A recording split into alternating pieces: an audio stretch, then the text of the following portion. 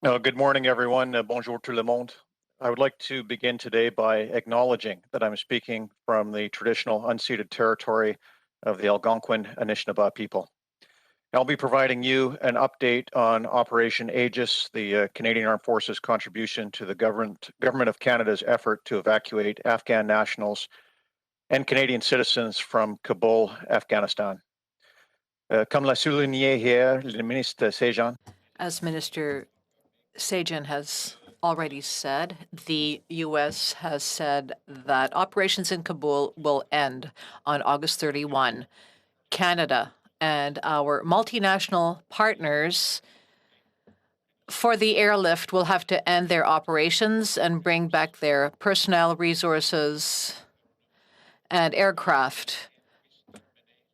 So all the other countries will have to withdraw from the airport before the Americans can end their mission. And this includes defending the airport. our evacuation operations have ceased, and the majority of personnel departed Hamid Karzai International Airport approximately 8 hours ago.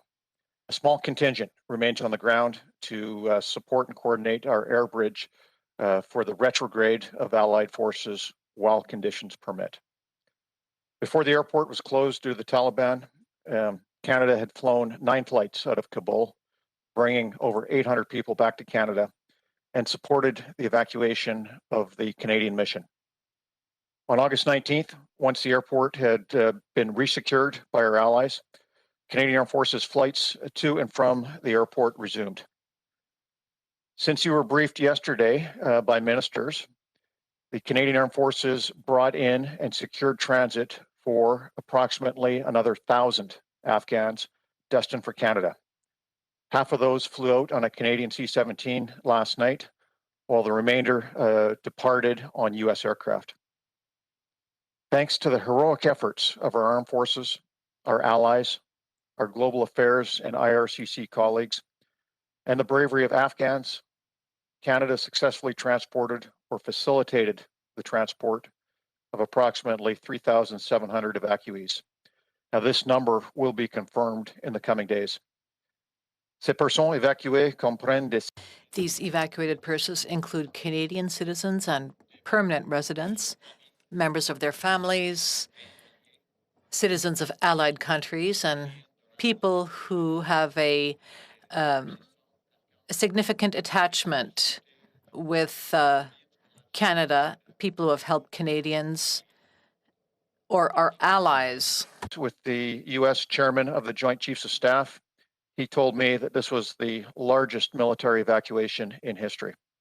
The Canadian Armed Forces contributed to these efforts by facilitating the movement of equipment, humanitarian supplies, and most importantly, people.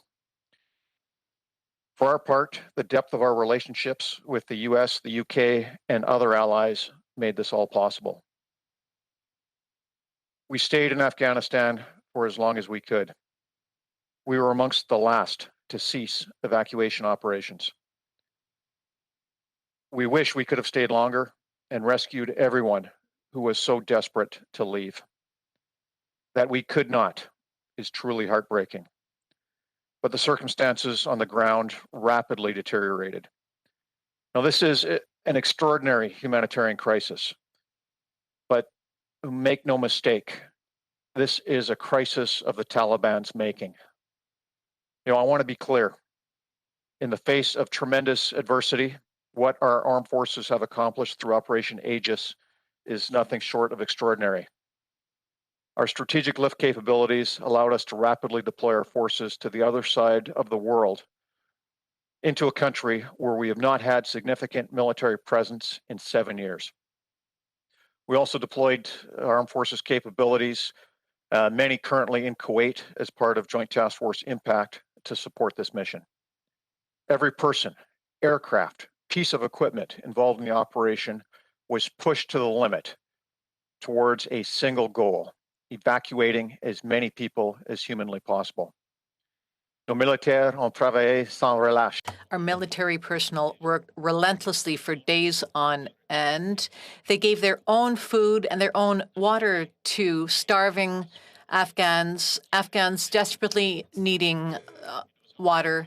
at the airport, and our special forces personnel helped secure the airport to help evacuate as many people as possible, vulnerable people.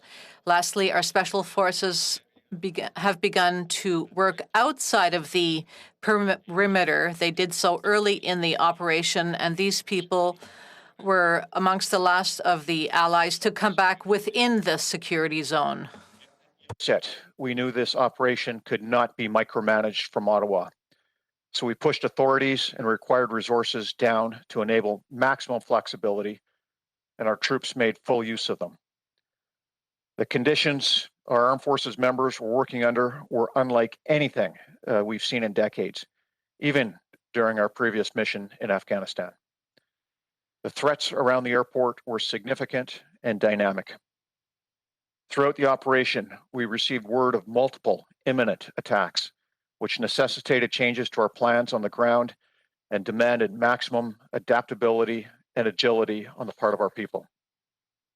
Non-combatant evacuations operations are inherently complex, but all told, this operation has been one of the largest, most complex, and dangerous in modern history. And operations like this take a tremendous toll on our people.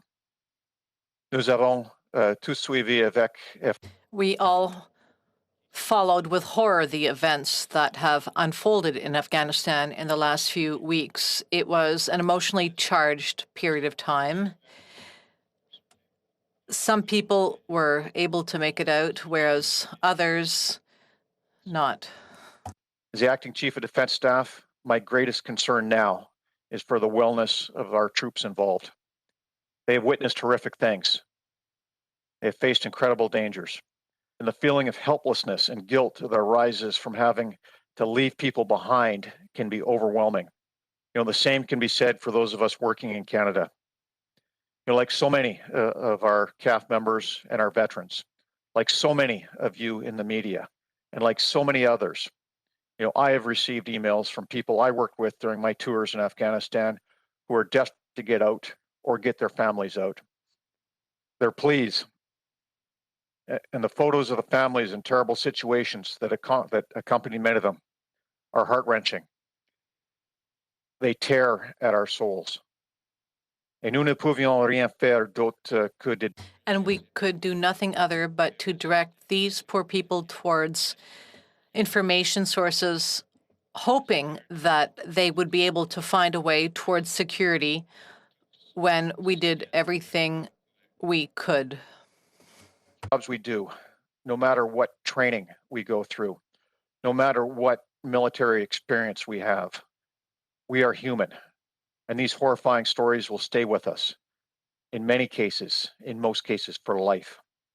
So caring for our people will be a priority as this operation winds up.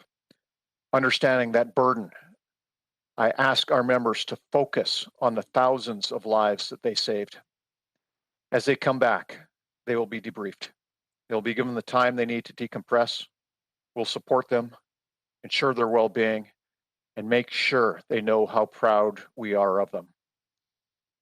Their experiences have not been made any easier by the fact this operation was carried out under intense and often misinformed public scrutiny and criticism.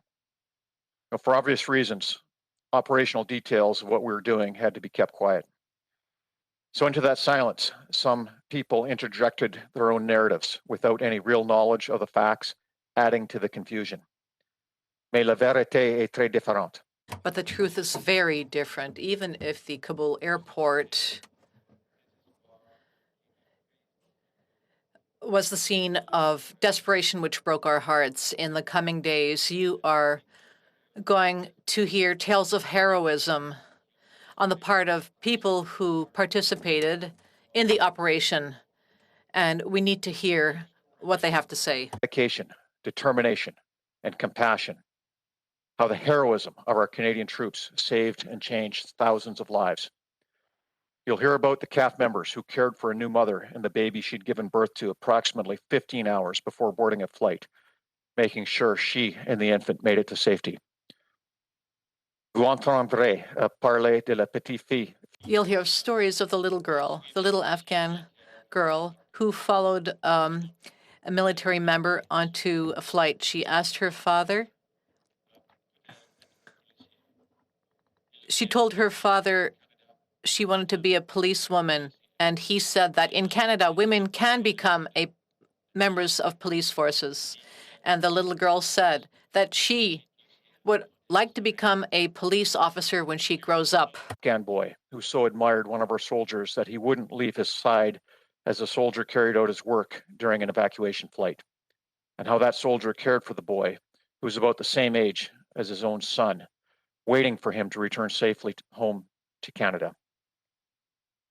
Now, the events of recent weeks have, not surprisingly, caused many of us to ask about our past involvement in Afghanistan. Was it worth it?